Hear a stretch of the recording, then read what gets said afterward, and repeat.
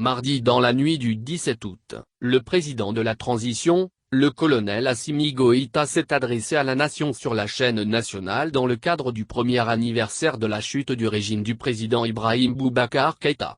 Une chute suivie de la mise en place d'une transition de 18 mois. Après 12 mois, quel bilan peut-on retenir de cette transition?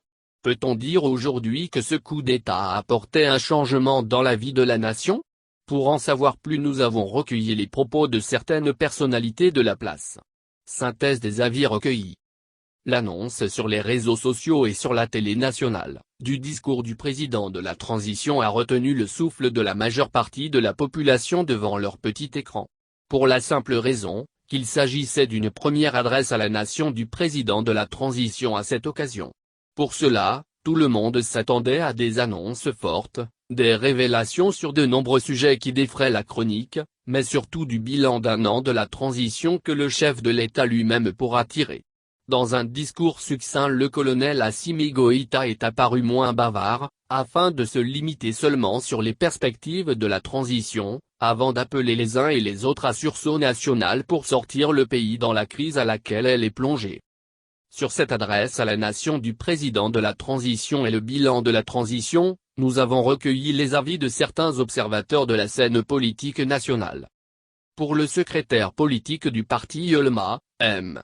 Hamidou Doumbia, non moins porte-parole du dit parti, il n'y a pas eu de changement notable durant ces 12 mois de la transition. Selon lui, les mêmes problèmes subsistent en termes de gouvernance politique, économique et sociale. Nous avons d'énormes difficultés économiques à cause du caractère illégitime de la transition, parce que beaucoup de nos bailleurs se sont retirés. Nous devons travailler rapidement au retour à un ordre constitutionnel normal, a-t-il affirmé. Parlant sur le discours du président, d'après lui, colonel Assimi Goïta aurait dû parler de leur bilan depuis qu'ils ont pris le pouvoir pour rassurer le peuple. Et réaffirmer sa volonté de respecter le délai de la transition pour rassurer davantage ceux qui sont sceptiques sur ce sujet.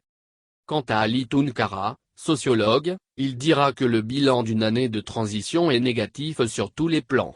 À l'en croire, aucun changement n'a été connu après le départ d'Ibk, à part quelques actions sur le plan sécuritaire, pour mieux répondre aux menaces terroristes. À ses dires, la transition n'a pas pu apporter des solutions idoines aux problèmes de l'éducation. D'où la frustration du monde enseignant. Selon le communiqué de la coordination des mouvements et sympathisants de l'imam Mahmoudi Kokma, une année après la prise du pouvoir par les militaires, la CMA a le regret de constater qu'après la chute d'Ibk, le même système de gestion demeure. C'est avec amertume que nous disons aux autorités de la transition que le peuple est resté sur sa faim et que le bilan de leur gestion ne comble pas les attentes, pouvait-on lire dans le même communiqué. Avant d'inviter les autorités de la transition d'aller vers la rupture tant souhaitée par le peuple malien et faire de la refondation une réalité,